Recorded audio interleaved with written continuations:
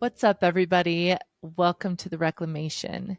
Today, my guest is Johanna from Wakeful Nature. You can check her out on Instagram at wakeful.nature, or you can go to her website, wakefulnature.com. Highly recommend checking her out on either of those platforms, seeing her soul come forward out of the pages there before you and just all of the wonderful things that she has to offer. This episode is all about rituals and ceremonies and rites of passages as initiations across life's biggest thresholds. Johanna is an educator and ceremonialist trained in soul-centric human development, rites of passage, and wilderness education. She's also trained as a Waldorf teacher, working with children of all ages for over 20 years. Currently, she holds a particular passion for tweens and teens, where she's striving to meet their developmental needs for mentorship and initiation in a culture that has forgotten how to do all of that. We chat in this episode about why these moments need to be crossed and witnessed, and the disconnect to earth and cycles that exist because we are largely void of and unaware of these points of passage. So much of what we discussed has been on my mind and felt in my bones for a long time now. I've crossed so many points of passage without a real knowing of its meaning, and it's made its mark in my life. I have felt that void, and I have regret for my younger self who did not understand the threshold that was placed before me each time I crossed it. If you are like me and you desire to further a different way of moving through this life, one that is more connected not only to ourselves, but also the natural rhythms and cycles that exist all around us, then this episode is totally for you. And Johanna has several offerings right now that you can dive into. One is the Forgotten Right webinar, which she's holding on July 16th. Why the threshold at puberty and menarche matters. This is about remembering our responsibility as women to midwife the future through our forgotten rites of initiation. That one is online. You can find the link in the show notes, and you can also find that information on her Instagram and her website. She also is offering a facilitator training where she will take you through her curriculum that she designed um, that follow the four elements. It's a year-long program. You can find that information as well in the show notes and on her website. She also has some free downloads, new moon and full moon ritual guide that you can find through the links as well. And before we dive into this episode, if you're looking for support in reconnecting to your body, you can start with my free series, Reclaim Your Safe Body, and it's on YouTube. You can find the link in the show notes. All right, enjoy the episode.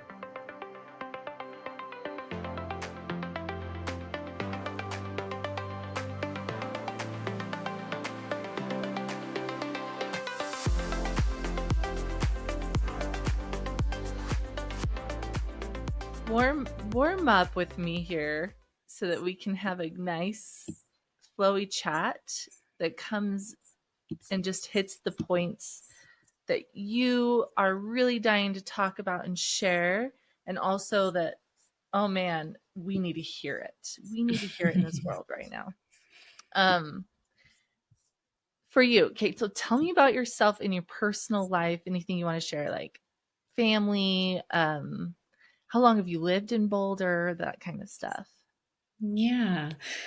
Um, Well, I was born into a family of all girls. My Oh, mother's one of four daughters. I'm one of four wow. girls. And then now I only work with girls. So it's funny to just like Mhm. see these threads of our own life and how, they evolve and turn into our own life's work without even trying or meaning to. Oh, Um, I came to Colorado many years ago after a brief stint at fashion school. I went to straight out of high school. I went to fashion school in New York City and was like gonna be, in that whole world. And then I like had this impulse to mm, take myself to New Zealand and get a work visa and just live a radically different life. And I mm, realized that what I was doing was giving myself my own rite of passage experience of saying, I am actually no longer this human. mhm, And I went through this big 9 month threshold of becoming somebody different and coming home on that side. I was different and I was eager to see the world.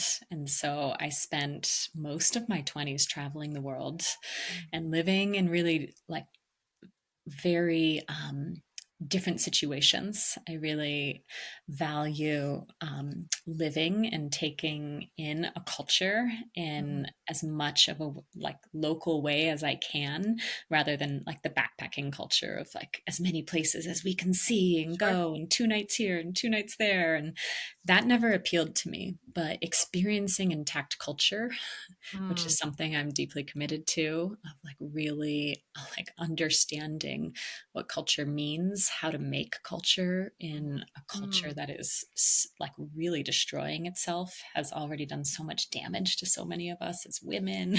mhm. I mean, we could go there for a while. Yeah, well, I actually have like some interesting questions already that I'm so curious about. First of all, is what can you share about your rite of passage? The whole journey from taking the leap? Was it a leap of faith or was it just like I'm just going to go on an adventure? This feels like an adventure, not knowing really what was in store for you. And then Mhm. when you realize this is like a rite of passage, maybe that was way after later hindsight, but what are the elements there? Sure. Well, traditionally, I'll just break down what a rite of passage really Mhm. is. And there's three stages to a traditional rite of passage.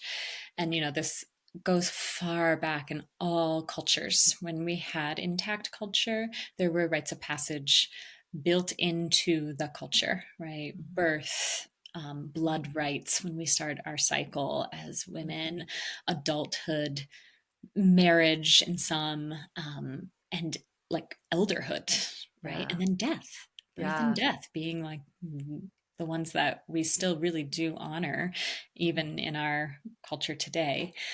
And marriage is also Yeah. one that gets honored. But I definitely did not realize what I was doing. I Yes. think that, we self initiate Oh. um, because it's not a part of the way we're living. Mm. And so, just to go back to those three stages, the first stage is severance from your everyday life, right? We can't go have a liminal experience, a transformational experience, a marking of some change if we're just doing our day to day, going to get the groceries, texting, running the errands, picking up our kids, just doing life. There actually has to be a severance from that. And so, there's a stepping away from everything life. Yes, that was to me like something I've never heard articulated. Mhm. Like a launch off point. You have to have this severance. Yeah.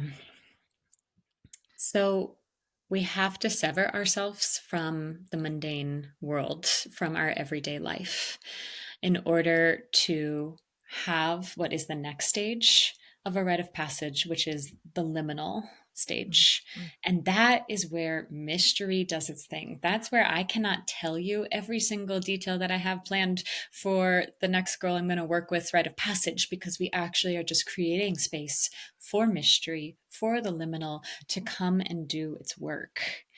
And so traditionally, there's many cultures that do vision fasting. And part of the vision fast is leaving everyday life, preparing for what's to come, and then going out on the mountain, going out and having an experience that nobody can tell you what's going to arise, Mhm. like leaving out food and water for some, right? Like some, the veils between worlds become thin and a vision may or may not come. We don't know, but we Mhm. surrender ourselves to the experience. And that is really where the transformation happens. And the third stage is this welcoming, this Mhm. integrating of the new person on the other side of this experience back into the world. And, it's ultimately a rite of passage is a marking of saying that you are no longer the person that you used to be. Mhm. Yeah. And so we're letting go of who we once were and stepping fully into who we are becoming.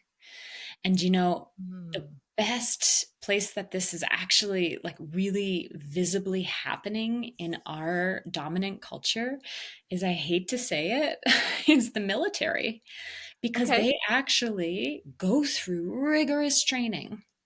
They have to leave their everyday life It's a and who they were. severance. They get shaved, their head gets shaved, and they wear Oh, certain clothes that marks who they are. They get certain ugh. badges on the other side that says, I am this person now.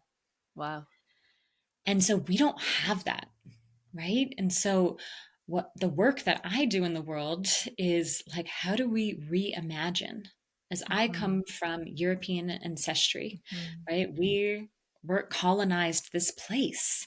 Mhm. And my people's indigenous culture is, yes, I do come from indigenous people. They were Mhm. indigenous to different parts of Europe. They were colonized. Their ways Yeah, were yeah, stolen and yeah. taken, ripped from them. And it was like a life or death situation. Yeah, to survive, Mhm. you would give up your ways. And so these traditions weren't passed on. And so part of the work that I do with girls at the threshold of childhood, stepping into maidenhood, they're stepping into adolescence. They're not actually becoming women just because they start their cycle, right? Just Okay. because they're now menstruating. My mother told me, congratulations, you're a woman when I got Mhm. it. And I was Yeah, like, sure. I said that. Yeah. yeah, I was so confused because I'm like, I'm not any different. I'm just like, I have Okay. this thing now. I'm not like, I don't feel that different. I'm not treated differently. And that really is one of the biggest pieces of like, how do we treat the children or the adults that are in our lives as different? What is actually different? That's why Ooh. I'm saying the military does a really good job of this. They get like perks. They get to go on the airplane before Well, anyone else, right? they're honored almost every big Mhm. public thing I go to. There's like moments for military that they're Yeah, honored, and throughout their whole lives too, they get honored for that rite of right. passage Yeah. that And they they get get. perks throughout their life. And Yeah. imagine if we did that with all of our children Wow. as they go on from their home life out into the world. What if they were Yeah. actually treated differently? And that's where our culture really struggles with rite of passage. And we Mhm. don't even really understand what a rite of passage is, because we could just call anything that's transformational a rite of passage. But really, it's like a very intentional threshold experience that is marking one stage of life to the other. So tell me about your rite of passage and how that marked your stage from one part of your life to another. The severance makes sense. Mhm. You left all that you knew. You left the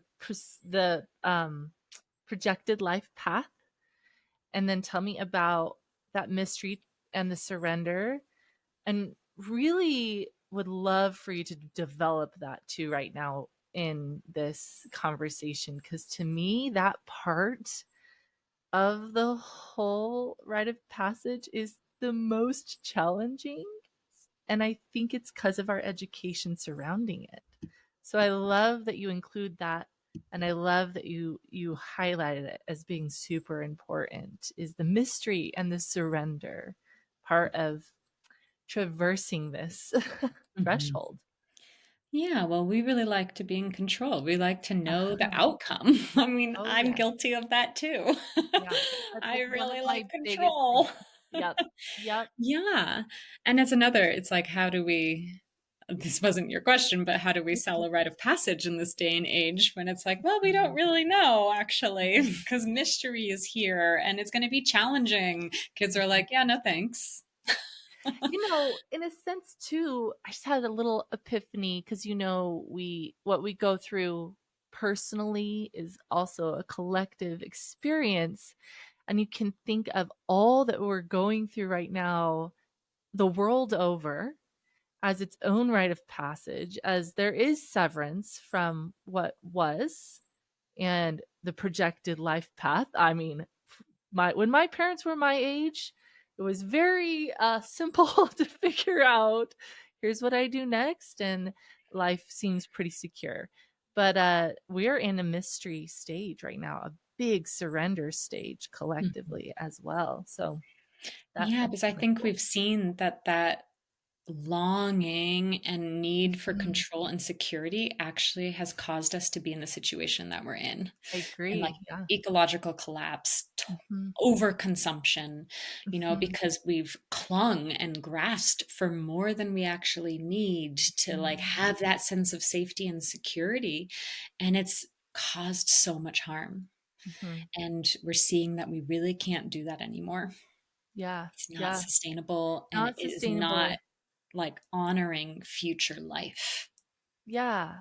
I love that. And I think that we really are tapping back into the emptiness and the longing and understanding we can't fill it with consumption Yeah. anymore. So your education, the things you're talking about is so, so on point, I Mhm. think. Of course, I welcome it. So tell me about your own mystery, your own surrender experience in New Zealand. Yeah.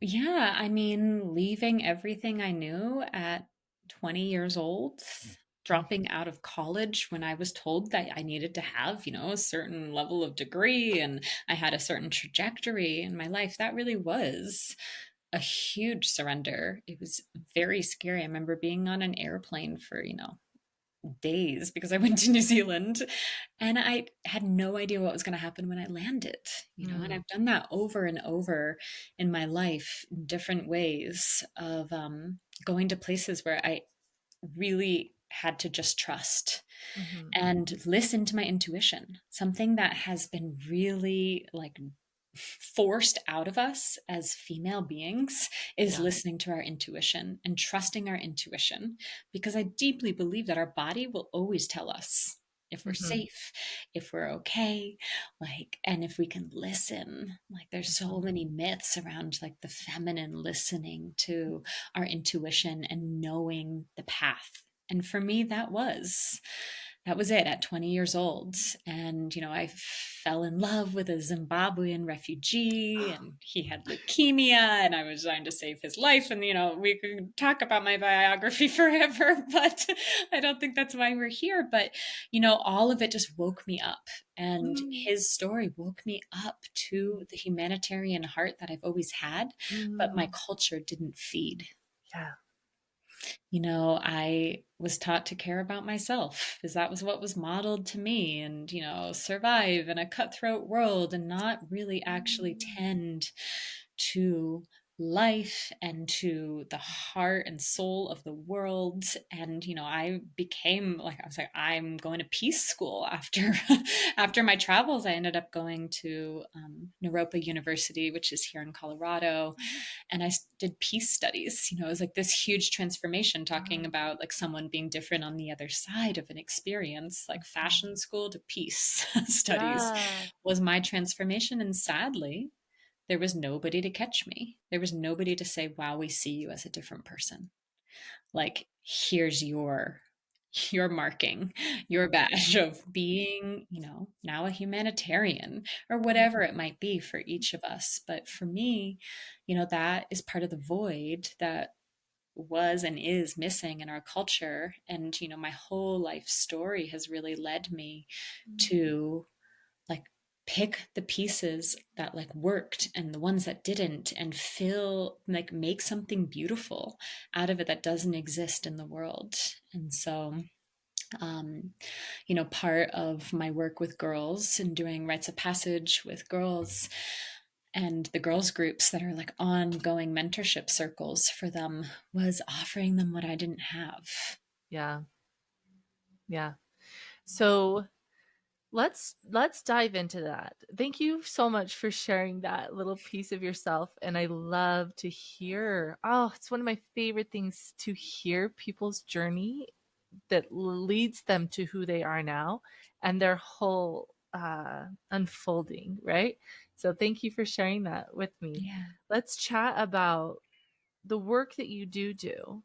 And before we kind of like go focused in on the girls and especially the ages that you work with, I want to ask a general question first, and we'll see what goes from there. From what you've studied, what you know, how you know your feel of it, when do we know we're ready for a rite of passage? Hmm. And what are the signs we look for in our lives, or how do you teach that? Hmm. That's a great question. I can live into the question with you. I don't know if I have Sure. a bullet pointed answer for you Oh yeah, because no, yeah. it's so, yeah, everyone's journey is so unique, especially in Yes. such a hyper individualized world where we're all on our own journey. And, some people don't leave home till 35 now. Mhm. It's like, it's a good question for us all to carry Mm. is, if every transformational experience is not a rite of passage, which it's not, which I hope all listeners really like, yeah, let's really honor a rite of passage for what it is. It's a big thing. Mhm. It's not a transformational experience. It's like really, there are those three stages of severance, of liminality, and integration. And I think that things start shifting, things start moving. Like there is a biological clock to the female body that actually Mhm. does prepare us. Like we're so lucky. Male bodies don't have the same biological blueprint that we do. Mhm. And so I think that when we start bleeding as female bodied humans, that is a time. Mhm. And sadly, what I see is most moms didn't have that. And Yeah. so there isn't a culture of it. Yeah. And so it's like, oh, do you want to have a moon ceremony? You know, and the girl's gonna be like, no, I don't want to honor Right? that I just started bleeding and I'm crampy. And, because we're not actually teaching the beauty and the power Mhm. and the map of what it means to be a cycling woman. And I see in my own experience with the women my age, they don't even know with their own bodies how to move with that cycle, to be in tune with that cycle, to honor it and understand the magic that can come from cycling the way we do. So of course, I'm not going to be able to really teach my children any differently because I'm Yeah. just cycling. Well, that's why it all starts with us, actually. It's Yeah. not about focusing on the youth, even though that is Mhm. what my work does. It starts with us and how we are living our life and what our relationship Yeah. is. And for, this context, let's just, stick with the menstruation theme of like, okay, what's our relationship to our body, to our Mhm. cycles, and the different seasons of the cycle that we go through? I have a free course called Sacred Blood, and it's Yeah. a map of like moving through the different like archetypes and seasons that we go through each month with the moon cycle, with our bleed, with, the different stages of our cycle. And so, um, Yeah, it's just a resource for anybody who's like, what is she talking about? The seasons of our cycle. Yeah, yeah.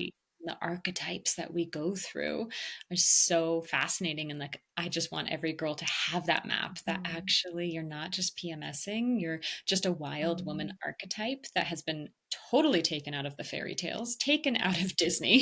mm, Like all mm, the things that we grew up with didn't have her because she was a threat to patriarchy, a threat to the culture, because she is powerful in her mhm. darkness, in her surrender, in her letting go. And Yeah, almost like that mystery stage, you know? It's like that the darkness, the letting go, the unknown, the letting go of the control, right? The wild woman is perceived to be a woman out of control, right? totally. And well, she is totally out of control if we suppress her and put her in a box and say, you Mhm, have to be this way, mhm. right? Like we need to find healthy outlets for her. And so, that's part of the work that I do with girls, and not just around menstruation, but how do we know ourselves? And how do we honor who we've been as children and honor our Mhm. childhood and step into the next phase well? Like, how do Yeah, we do that really well? yeah. I I love it. I appreciate that you are shepherding this for sure. Okay, hey everybody, we are going to take a quick timeout so I can tell y'all about TBM, which stands for to be magnetic. TBM is a neural manifestation program that I have been doing now for over a year. I know. Manifestation is a hot buzzword right now, and there's a lot out there about the how, the what, the when, the where, and the why of manifesting. I actually love that. We are all different. I think it makes sense. There are a lot of different ways to go about anything, really. That being said, I am choosing to promote TBM. Not only is it science backed using neuroplasticity, EMDR, hypnosis, etc., to get you into alignment with your authentic desires, which means manifesting from the heart and the soul rather than the ego. But the program also supports my favorite theme, coming back home to ourselves. Outside of manifesting into my life the vibes that fit my authenticity, I've been able to uncover and heal so many layers of pain, shame, and conditioning that stood in the way of living a life where I feel whole and worthy inherently. Outside of any label, title, accolades, I'm worthy and whole because I just am. I am sharing TBM with you for that reason primarily. Coming back to ourselves, discovering our inherent worth, well, that is a reclamation worth living for. To learn more about TBM, check the show notes. I'll direct you to their podcast, a specific episode where you can hear all about the manifestation process. When you're ready to join the program with me, you can get 15% off the membership using my code MALIA, all caps MALIA, for 15% off. The link to the membership will also be in my show notes. Okay, love you all very much. Let's get back to the episode. I did have a guest come on about a year ago, a little over a year ago, and she did talk about the cycles and the seasons of the cycle and Cool. educated me that way. And since that education moving forward in my life, more in tune that way, understanding myself through each part of that cycle. And one thing one thing I learned about that wild woman stage, which is the luteal phase, right, is that our estrogen, our progesterone are all increased, Mhm. which in a balanced way, so the estrogen increase like to our brain, and we're all super aware of all the little tiny fine details suddenly. And so now all of the things that didn't bother us before are very we're very aware of. You Mhm. could, that's just one example. And then you've got the progesterone that comes in to help to calm that and to help to have it be uh, seen in a calm, balanced way. But if our bodies aren't delivering, producing the hormones in a balanced way, so like if your progesterone produces too much or too little, Mhm. you're gonna have the ragey, the ragey PMSer. And so I thought about how important it is to not only, as we're thinking about the health of our cycles, but also uh, the health of what we're consuming so that our hormonal release can help us Mhm. in a more I'm like wanting to use the word tame, which when you're talking about the wild woman archetype, I like mean, you know, do you mean like a natural way? Like it's just like the natural ebb and flow, just like the moon yeah. goes from dark to light. It's like so do we. And Mhm. there's nothing actually wrong with raging. We Mm, just need to have an outlet for it in a healthy way. Raging at somebody and taking it right. out on them, yeah, that's not okay. But raging into your pillow or like on the dance floor or like going out in the woods and getting wild. It's like that, those are outlets for Yeah. that one. And I just really want to encourage everyone to find those outlets because it's so important to not we know it's important to not suppress any part of ourselves. But yet so many of us women have and girls are still being raised to be good girls, to be kind and Yeah. sweet. Still. There's a big fear around the idea of raging. Mm, And even I've deconstructed a lot of conditioning. mhm, And raging for me is still one that there you know what it is? It's because it's the lack of control. mm, That am I really okay with this idea of being out of control? You know, of expressing my out of controlness, and how, and this is a question for you, how does that help anybody? So that might help people who are also in the same box of me, is trying to understand how rage is beneficial in, obviously we can't box it up, like we know why that harms us, but how is it beneficial? And maybe as I'm speaking to you, like all these ideas, maybe my idea of expression has to be beneficial in whatever ideas I have of beneficial is really where I'm like blocking myself. mhm. Well, I think going into anything with wanting a certain outcome of it Mm, being beneficial is an issue. mm, And really asking ourselves, like, why are we trying to control? Like, why are we trying to like put anything into a certain box and why are we trying to have a certain outcome? Um, mm, I think that's really the underlying question of like, why do we need that? Like, why like we're never in control ever. mm, We think we are.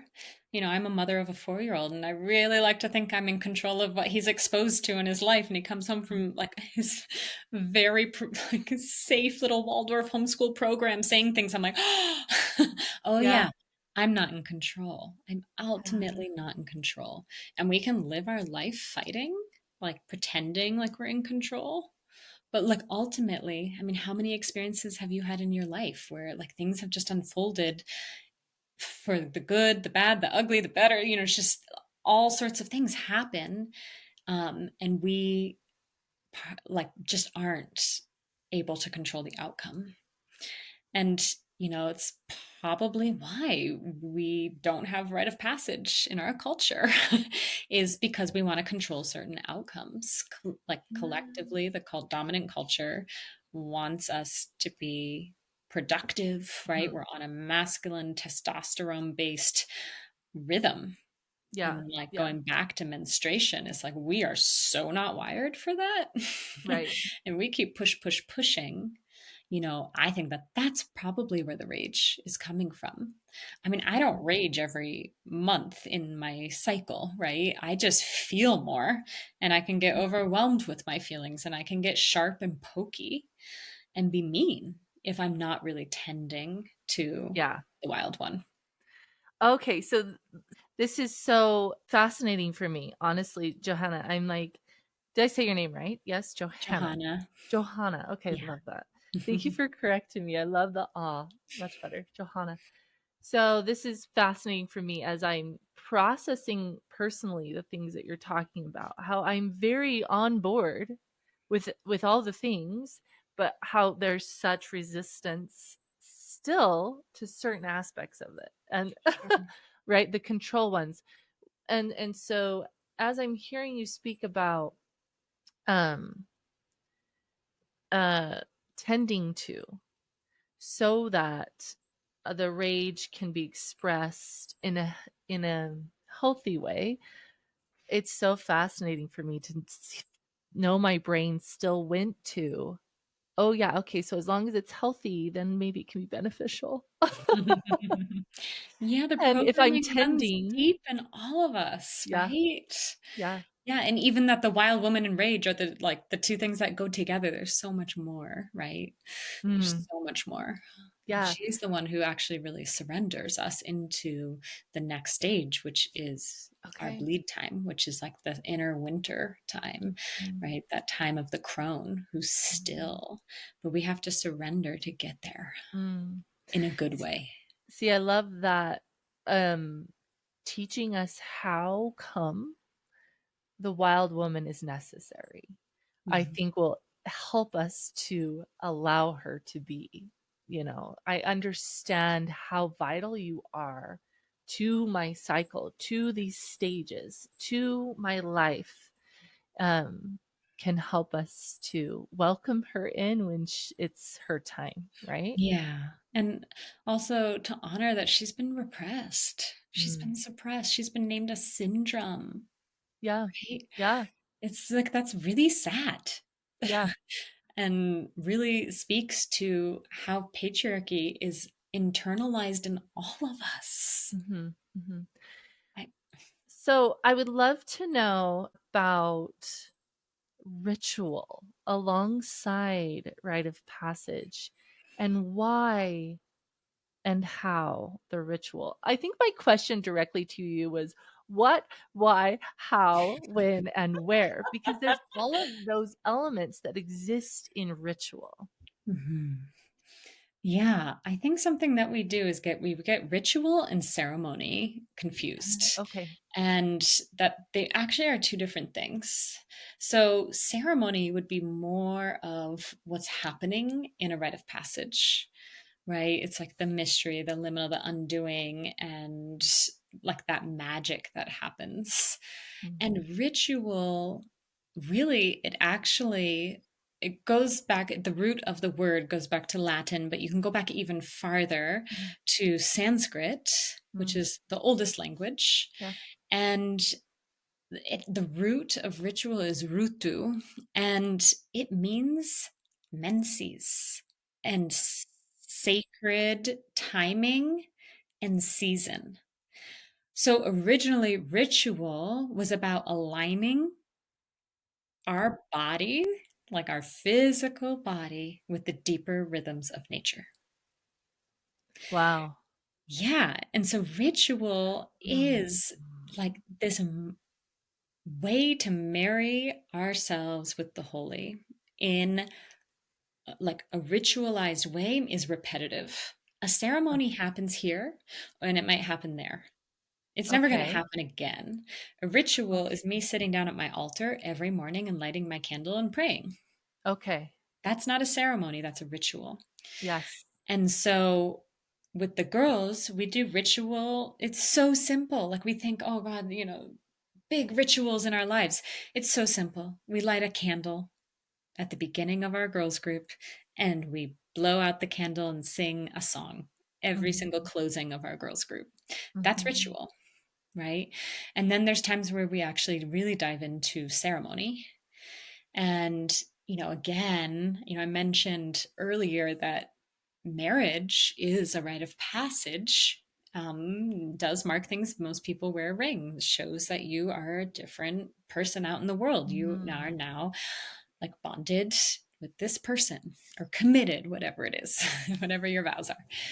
But we have taken out the ceremony out of marriage and made it pretty much a party. Like, yeah, sure, I was a wedding photographer for like 8 years when I put myself through college. And I saw a lot of weddings that were exactly the same, like cookie cutter to the T. And then occasionally there was like a really beautiful wedding where there really was a ceremony. But I'm Oh, sure you've been to weddings where it's like the same thing, same DJ, same music, oh same yeah. cake at the same time, same Yeah. vow. It's just like, so is that a rite of passage? Is that actually a Mhm. ceremony? I I don't know. love this question. I love this thinking. As somebody who's a natural rebel, I loathe actually doing things that just seem like it's the same as everybody else. Yeah, I status was, quo. yeah, I was a caterer for a couple years, and it did turn into like, okay, here comes the wedding music. Everyone's gonna dance, and it's gonna be the same songs all year long because that's what's popular this year. And it did not feel deep and rich It like you doesn't were feel talking alive. about. And Yes. that's what I think ritual and ceremony, rites of passage, like these are ways to feed life. Mm, I'm an animist. I believe that we are actually a part of feeding life, making mm, offerings. It's what all of our earth based ancestors did for way longer than we haven't, actually. yeah, That there yeah. is life and spirit in everything. Hmm. So Mhm. tell me about oh gosh, there's like so many questions. Uh I'm hearing what you have to say, and I'm like, gosh, there's so much in my life I would like to do again, Hmm. where I would like to go cross that threshold differently. Hmm. Oh, Yeah, let those cross it tears come. again. It's good Yeah. medicine. Well, because, and I think that, oh, okay, give me a second. I'm just gonna let it move through me. Yeah. I'm actually bleeding right now, so Mhm. this is helping that. Yeah, it's purifying. Your tears are purifying. Your blood is purifying. Like Yeah. let Well, it and flow. so when you hit a stage in life where you're like, "Whoa, wait a second. What have I been doing? What have I been doing?" And that's a big question that I asked myself, and much of it. I'm also a homeschooler, and I read a book called Dumbing Us Down Mm. by John Taylor Gatto. And he kind of just laid out the conveyor belt that we all go on. And you can apply this very easily to life, and how we just kind of move through life riding this conveyor belt. And when we hit this certain age, like my son just turned 18, and it's just like, well, now you're an adult. And he's just like, what if I don't really want to be an adult, you know? And so just because you turned 18, just like with the girls and their menstrual cycles starting, now you're a woman, right? And the girl's like, well, I'm actually a little disconnected from that idea of being a woman. And so we just ride this conveyor belt throughout our lives, not intentionally making some of these big life choices with like really embodying what this is for our life. And I think that your education and bringing us back to these rites of passages, just back to being like aware of, I'm living this life, I'm living it, Mm. instead of, there's that saying, it's living me, right? Mm. And I just began to ask these questions of, well, geez, first of all, I was raised very religiously and didn't feel like I made decisions out of my own soul. It was just what the church did. This is what you do at The this right thing age. to do. Yeah. This is what you do at this age.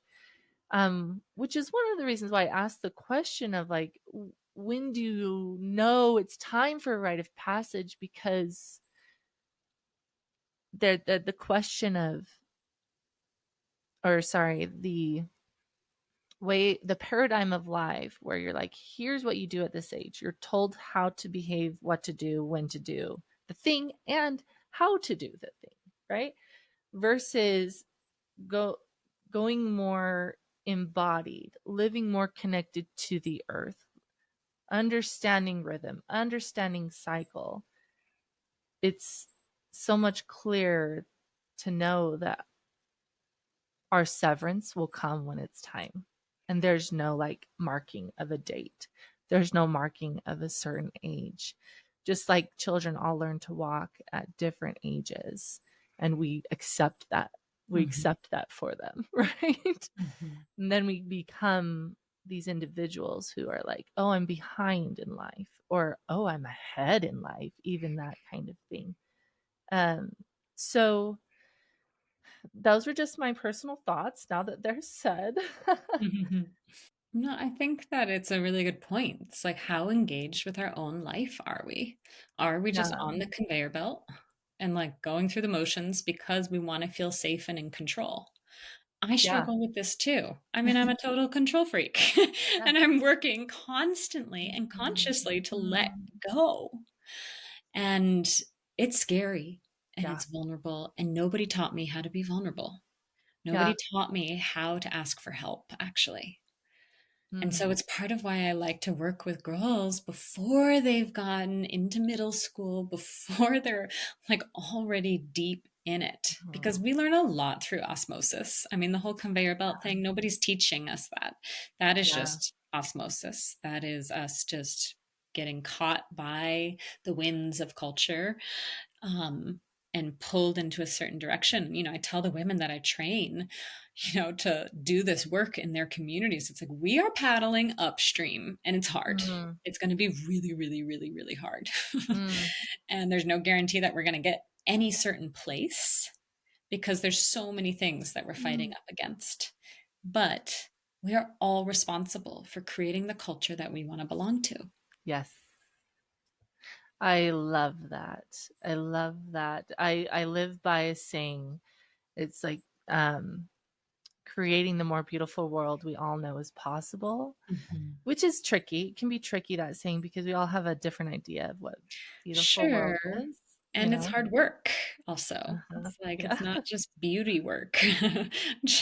It's like gritty, like Uh-huh. really like fighting for what we believe in. And I think Yeah. so many of us just disassociate because it is hard and it's uncomfortable. And again, we weren't all taught to be vulnerable and be with our Yeah. feelings and to ask for help because nobody can do this alone. This is Yeah. village work.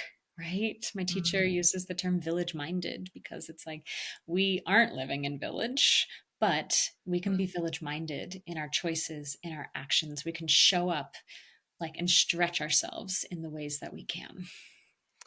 So I have this interesting question for you, and you may not have an answer. It doesn't matter. It can just be explorative between us.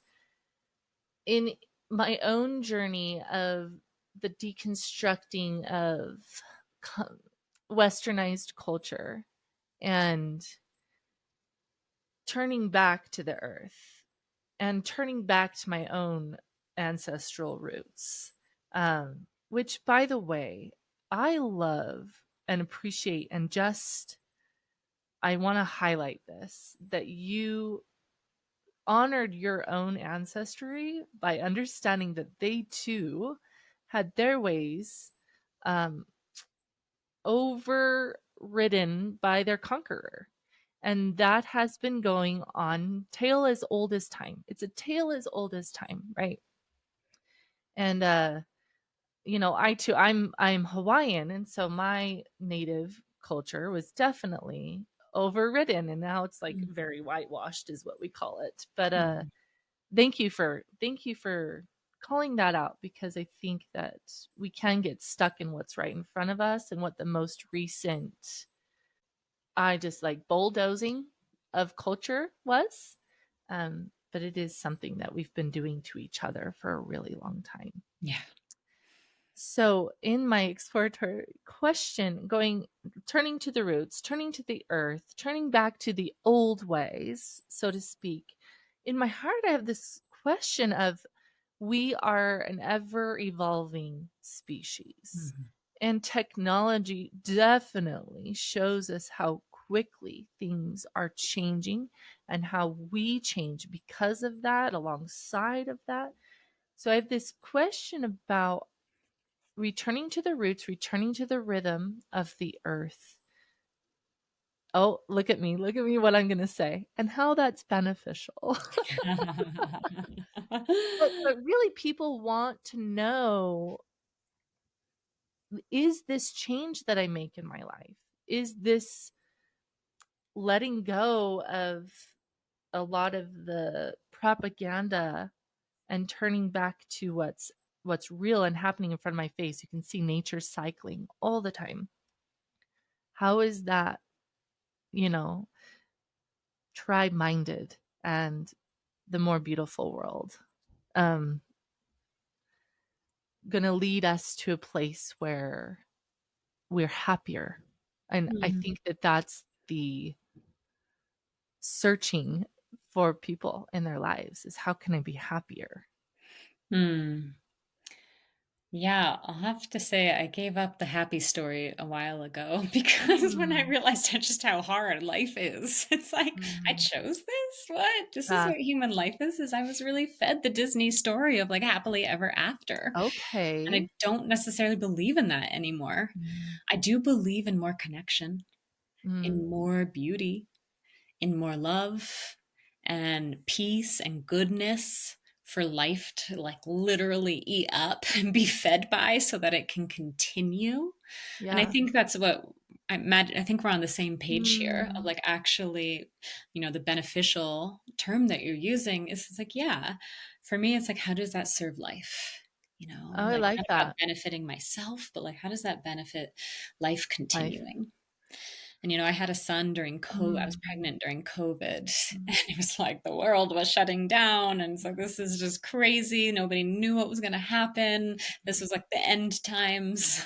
yeah. And I got pregnant. I was like, "Wow, life really wants to continue." And it takes all of us Mm, engaging in it to continue in a way that benefits more life. And you were right. speaking to looking back to the old ways and how life is always changing. We're constantly evolving. And it's not about just like, oh, wow, if I had my map of initiation Mhm, from my like Germanic ancestors, mhm, right, then I would have everything I need.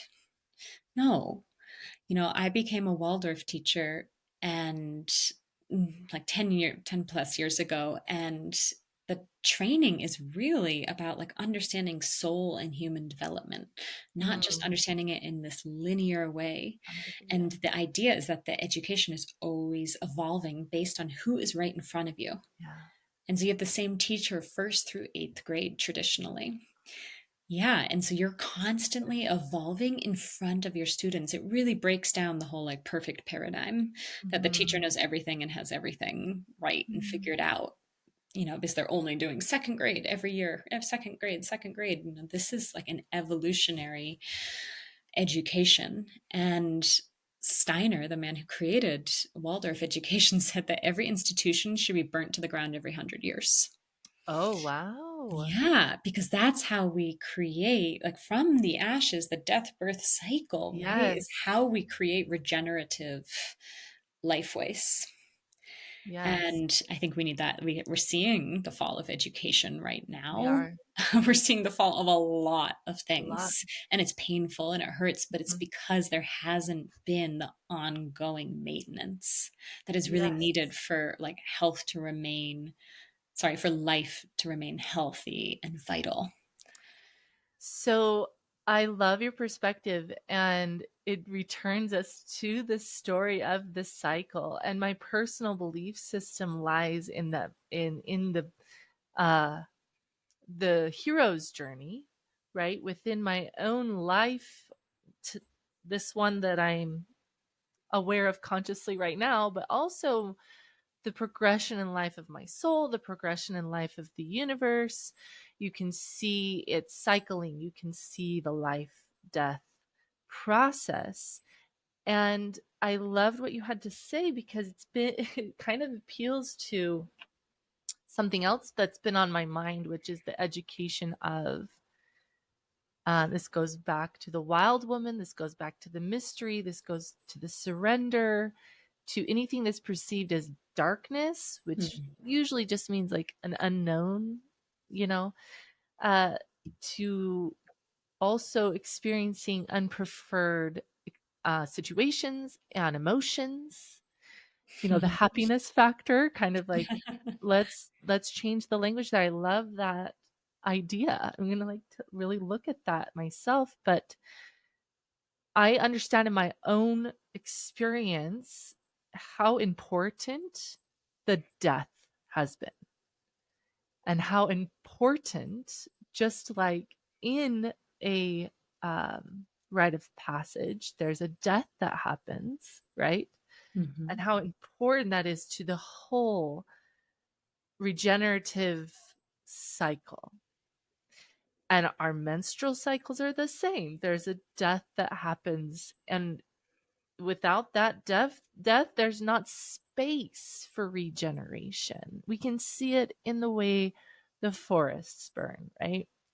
There has to be clearing out so that new life can come forward. So I really like what you had to say in more focusing on what choices am I making in my life? What intention do I live with in my life that is aligned with life? Like giving and regeneration that allows the Mhm. death, understanding. Um, these unpreferred experiences are part of the whole beauty and depth of life. And Yeah, and most intact indigenous cultures knew this and lived their mm, life with these values. The Haudenosaunee, also known as the Iroquois mm, by the colonizers, they had a saying like 7 generations. You can buy the 7 generation toilet paper now, the recycled toilet paper, but it's like this, we're thinking about 7 generations mm, forward. How does what we're doing right now, the way you and I are talking, or the way I'm cooking my food, buying my food, the choices I make, how is that in consideration to 7 generations forward? And it's kind of mind blowing because most of us can't even name 7 ancestors right, back, right? Like maybe we can name 2 grandmothers, like right. 7 back. Like how were they living, thinking about us being here? I love that too because when you do any sort of trauma work or if you understand epigenetics, they're saying it's like much longer than 7 generations, but 7 generations is very well documented in what we carry from those who came before us. So, oh Mhm. my gosh, it's just like what a very connected, like you um, said and desire and look for. What a very connected way to live. Okay, so let's talk about your work specifically with the girls. You've mentioned a few times why you work with the ages you work with, before they're really caught by the ideas of what is required when you enter junior high age, middle school age. Let's talk about how come you decided to dive into this and like that feeling of purpose and drive and giving back the tribe mind. And that would be great. Let's start there. Yeah. Well, I was an educator for many years, and part of my travels all over the world, wherever I went, I ended up in schools. They would just pull Wow. me like literally off the bus and bring me to a school. And there I was thrown in front of them, been asked to like teach English or whatever Wow. it was. And it was like, oh my gosh, teaching was just a path that claimed me. I did not choose it. It was just like always a part of like everything I ended up doing in my 20s and 30s and now my 40s. And what I saw was, well, I was really on a mission to like find what is the most holistic model of education. And that was like a driving force. I did research in different countries, looking for like what really is the way. Mhm. And, that was like my own naivety because, like, I don't think there is one way because there's so many different ways to be and so many different cultures. Yeah. And, but I really was looking for something that was like soul infused, something rooted in like the magic of the earth. And I found Waldorf, Mhm. and Waldorf education really married my own like animist beliefs, spirituality, and like on the ground education and like myth and story and beauty making and craft. I learned, like, really woke my hands up. And that is probably one of the most Mm. important things that I think I do with the girls is really engaging their hands, their head, and their heart. And that comes from Mm. Waldorf. And, you know, our ancestors used their hands like Yeah. for life. There was never like, so Yeah. sitting here, we're just talking. We were always crafting because life Yeah. depended on us making things. We Mhm. didn't have a closet full of dresses. We had one dress that we wore aprons, to Mhm. preserve that dress. Maybe we had one other dress. But yeah, I just saw that there was a massive void around initiation, around emotional intelligence, and around sexuality, and talking about some of these more taboo things like menstruation as well. And so as I was teaching, I just created an after school girls group. I just kind of Mhm. like put it out to the universe, trusting that if it was meant to be, it would be. And the group filled with 12 girls in fifth grade. Mm. And I carried a group of those girls. I didn't say stay 12 girls, but from fifth grade all the way through senior year.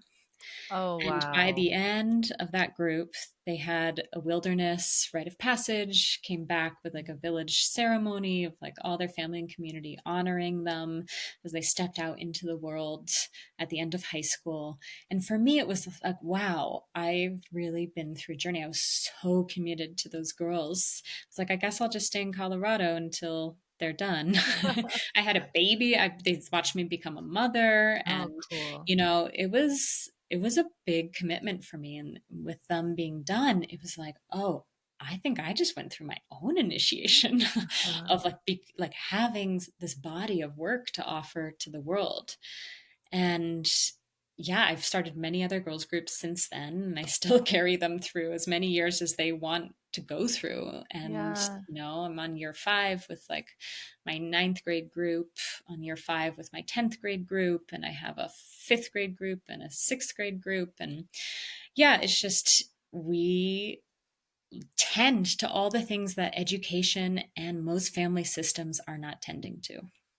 Yeah. And, that was born out of my own experience and what I was seeing right in front of me in my own community.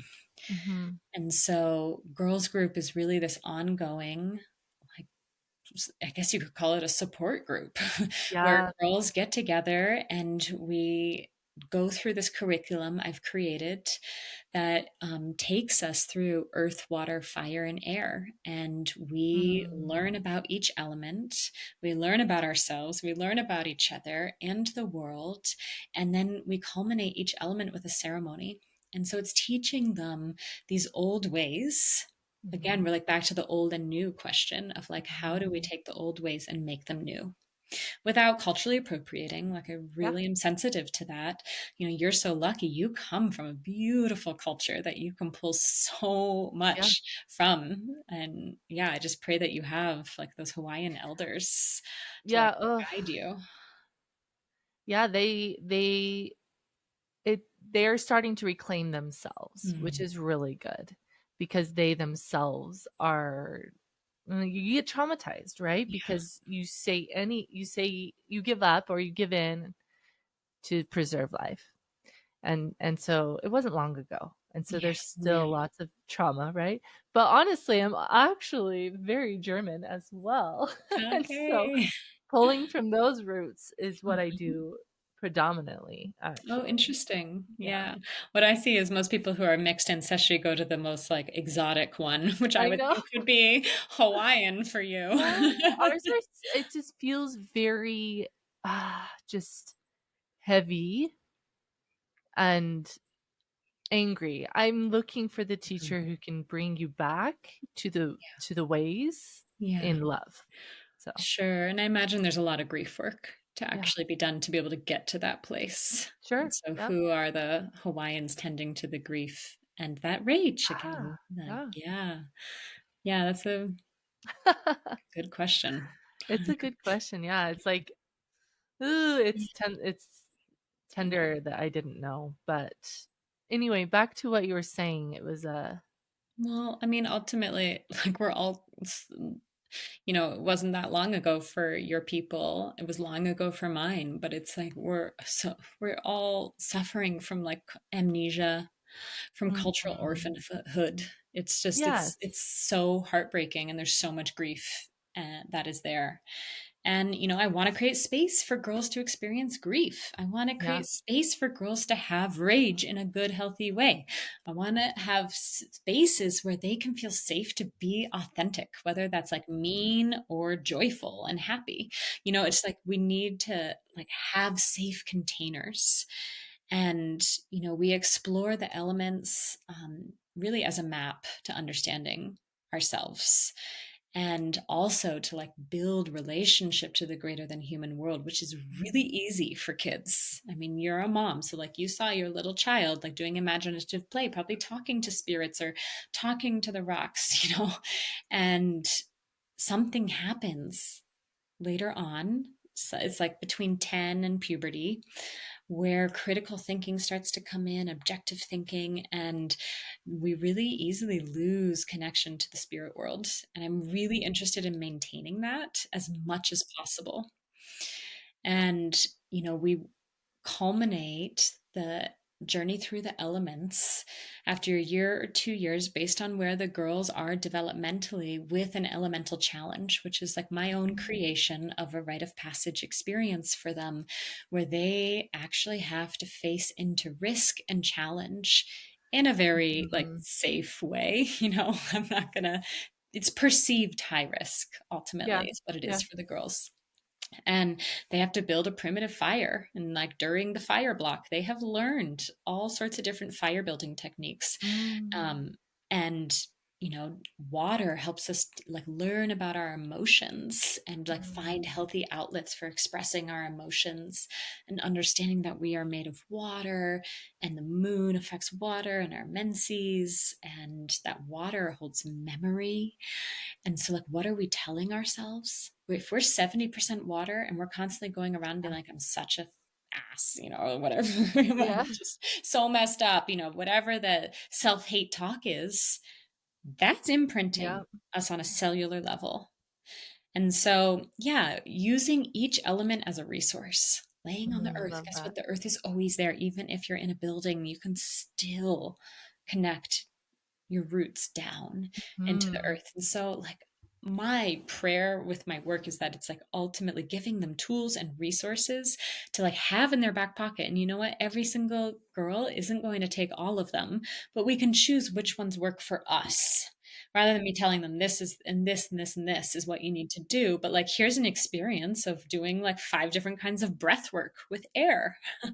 Which one works for you? Because you know what? It's actually scientifically proven that if we take 3 deep inhales, something actually shifts in our Mhm. nervous system.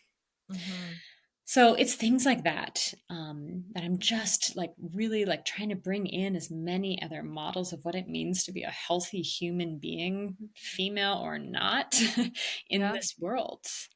And, like, people who have listened to their call, listened to the vision that they Mm. have, and are, like, actively working towards making the world a better place. Right. So, yeah, that is, like, in a nutshell, girls group, and rites of passage is built into it. And of course, every year, no, we're not doing a rite of passage. It is when I feel like the girls are at these certain thresholds. Okay. If they've started bleeding, they get the opportunity to have a moon ceremony if they want Yeah. one.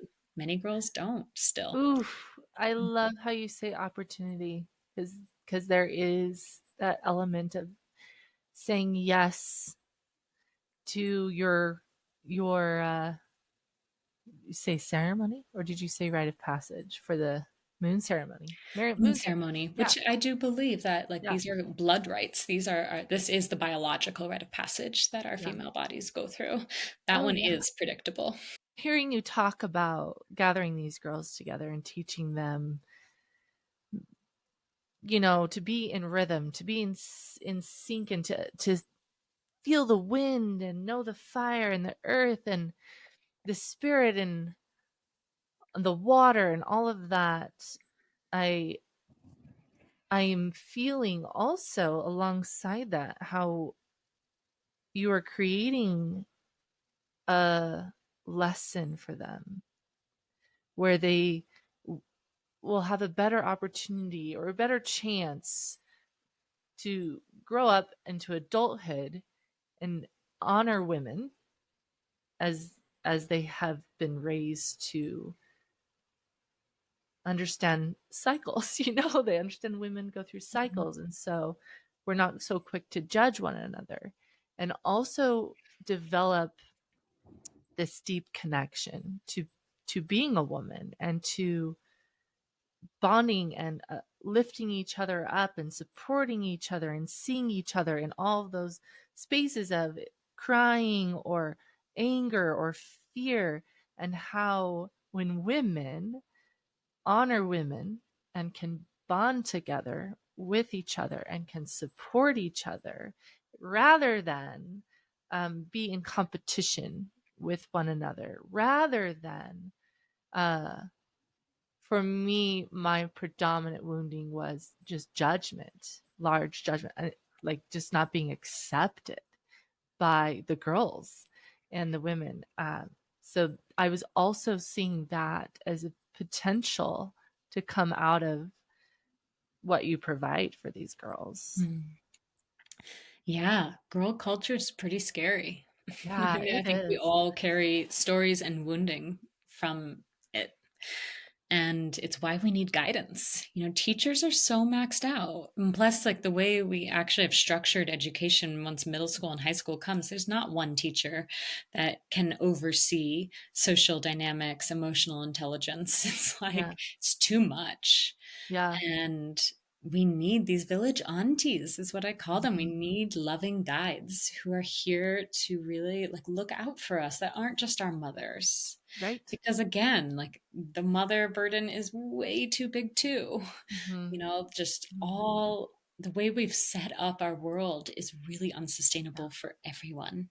And yeah. yet we're still like pumping and promoting individualism, individualism. And I'm really like, my desire for these girls is to see them like learn to lean on each other and Hmm. to navigate conflict well. That is one of the Hmm. hardest things to Yes. teach when like nobody else is teaching it and Yeah. parents aren't necessarily modeling healthy We like don't know how. rupture Yeah. and repair cycles. Yeah. And so that's a big part of air is speaking our truth. How do we speak Mm. our truth and how do we navigate conflict? And that is a big journey.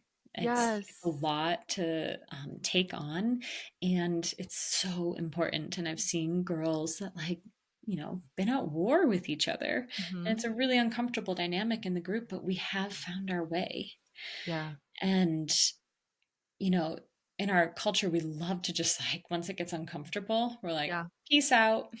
Yeah. And so we have group agreements that we work on in the beginning of our girls group forming is like, what happens when somebody leaves? What happens when we're in conflict with somebody? How do we like Oh, speak in certain ways? There's rules that they create, they co-create them. I have somewhat of an agenda, yeah. but ultimately they get there because there's an inner knowing in all of us. Yes.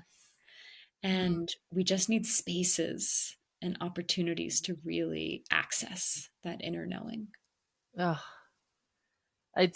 There's just so girl. I'm gonna be watching this word for a while now. There's so much benefit that can come from this, right? So much positive impact. Is that I don't know. It's fine. It's fine to desire benefit. But um Yes, there's no problem with no benefit. problem.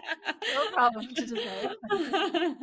Uh is there anything else you want to share? I honestly, for myself, listening to you, really understanding what it is that you do beyond Instagram, like already looking at what you did on Instagram really lit up in me that knowing all the times in my life.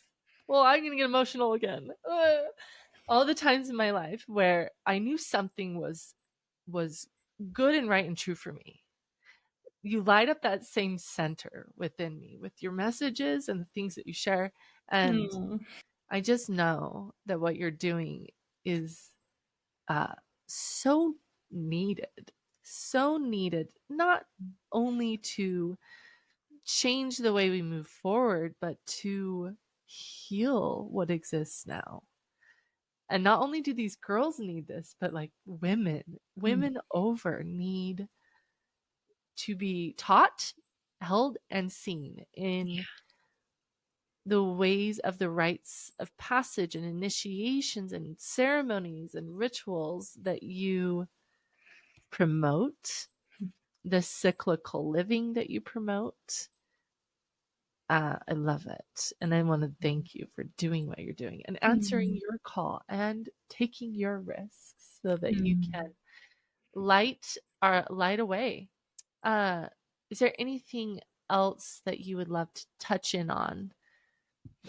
I just want to say thank you. It's been so easeful to just Oh, be good. here talking to you. You're such a sweet, like open-hearted soul. I feel Oh, your curiosity and your openness, so fully. And yeah, what a gift you're also offering the world in all the oh, thank ways that you. you're, finding these threads and Yeah. offering them to folks. So thank you so Yeah. much. Yeah. And Thank you. yeah, I guess like my prayer is just that everyone really finds like the openings to their vision and the openings to following the call that, we all came here with it.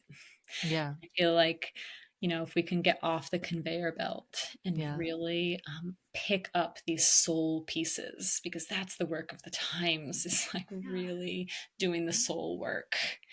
Um, then yeah, then we really can craft the culture that we all want to live in. Ooh, So I love yeah, that. thank Bringing you us so back to much for having crafting. me.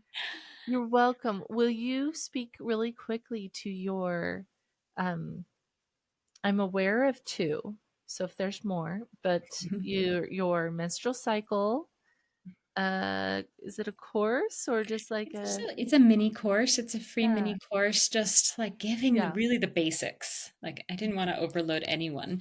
Just like what are the basic pillars of like these archetypal energies that we go through and the Yeah. seasons that we go through each month. It touches very lightly on like moon ceremonies, and you have a free guide for people just wanting this work to be more out in the world. And then Mhm. I also have a girls group facilitator training, Yes.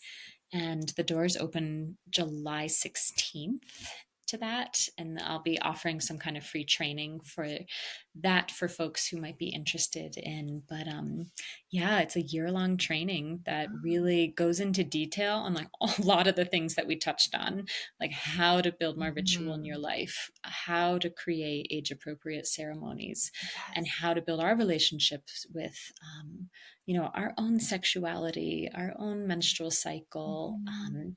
our own ancestral practices, Mhm. so that we're not culturally appropriating and stealing from other cultures. And yeah, facilitation skills, how to work with kids at this age and this threshold, understanding human development, soul development. There's so Mhm. much that the course actually goes into. I remember when I first was starting the course, it's like, I don't know if I have enough content. And it's like, oh gosh, I have so much more than I can fit into a year. Oh my goodness. But it's really the idea, it's very small. Mm. There's only 13 women in the training because it's a mirroring of a girls group experience. Like, how do Oh. we just have this intimate container? And like, I teach all the crafts that I teach with the girls, and you get my curriculum, the Journey Through the Elements curriculum, so that you have this like very easy starting off place so that you can really just focus on your facilitation skills. Mm. So yeah, there's a lot in that training, and yeah, I'm already filling the seats for that. So if anybody's interested Ah, in creating this body of work in their community, yeah, now is a great time to reach out. And man, I also think I would have loved to have this training either before I embarked upon motherhood yeah, or just, earlier. yeah, My yeah. oldest daughter is 20 and there's so much I love. I'm like, "Oh, there's so Mhm. much more that I could have taught you." Yeah, it is also, there are folks that do the training just for themselves, like doing the inner child, inner Yeah. teenager work of like rewiring that stuff and just learning of like how to support your own child going through puberty. Yes, so amazing. Such necessary work. Like we've chatted about already. Mhm. Yeah, thank you so much for your time. I truly am honored to have sat and learned from you today. And you helped shift some perspectives and more grounded into what I'm like already knowing here. So thank you. Yay, thank you.